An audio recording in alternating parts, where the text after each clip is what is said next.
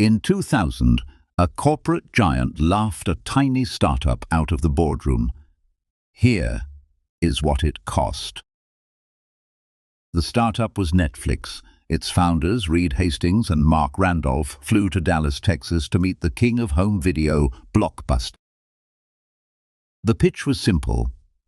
Buy Netflix for $50 million and let it run Blockbuster's entire online business. Blockbuster's chief executive, John Antioco, listened politely and struggled not to laugh. The meeting was over. To be fair, it wasn't crazy. The dot-com bubble had just burst, and Netflix was losing $50 million every single year. And Blockbuster was a colossus, over 94,000 stores worldwide. For millions of families, Friday night meant one thing: wandering those blue and yellow aisles, hunting for the last copy of a new release. But the empire had a dirty secret: $800 million a year in late fees. Reed Hastings loved to tell how a $40 late fee on Apollo 13 inspired Netflix. The story was mostly marketing. The anger was real. Netflix flipped the model: DVDs by mail, one flat subscription, no due dates, no late fees. In 2002, Netflix went public.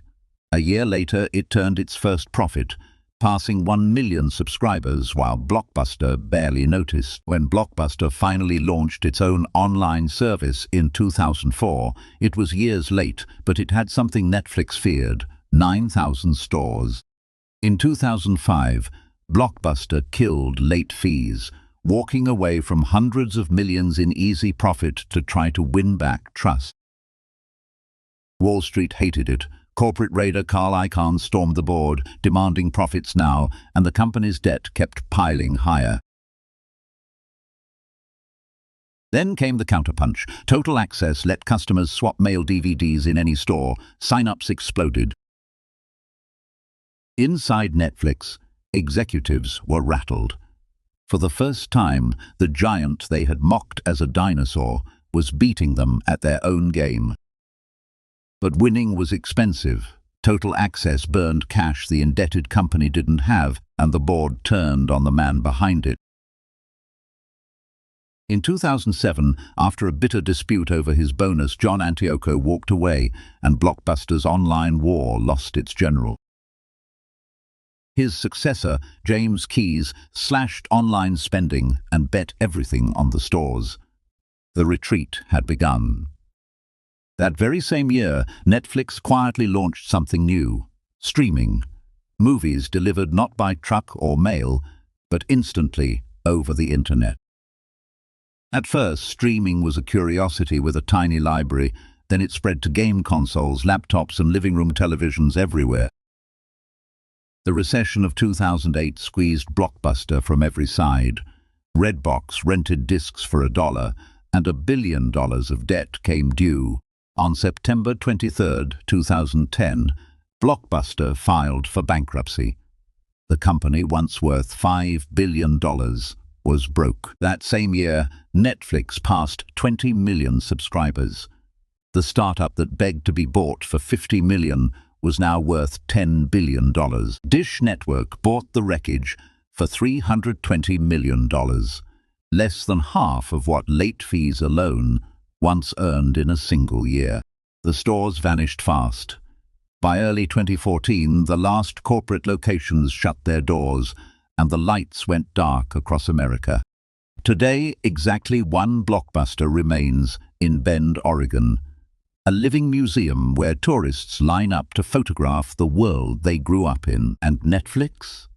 Over 300 million subscribers, and a market value thousands of times the price that Blockbuster refused to pay. Here's the twist most people miss. Blockbuster didn't die because it was blind. For one brief moment, it was actually winning. It died because saving itself meant destroying itself, giving up late fees, starving its stores, and spending money its lenders would not allow. Disruption rarely looks like a knockout punch. It looks like a small, unprofitable company doing something slightly better for people you're ignoring. The most dangerous words in business are, "We're doing fine." By then, the future has already moved on. Blockbuster had the brand, the cash, and 2 chances to own Netflix outright. What it lacked was will. So the next time an upstart walks into your boardroom with a laughable idea, remember John Antiocho's twitching lip, and don't laugh. Every empire believes it is too big to sink. Kodak believed it. Nokia believed it. Blockbuster believed it most of all. Sunk Cost tells the stories of empires that bet wrong. Subscribe, because there are many more collapses where this one came from.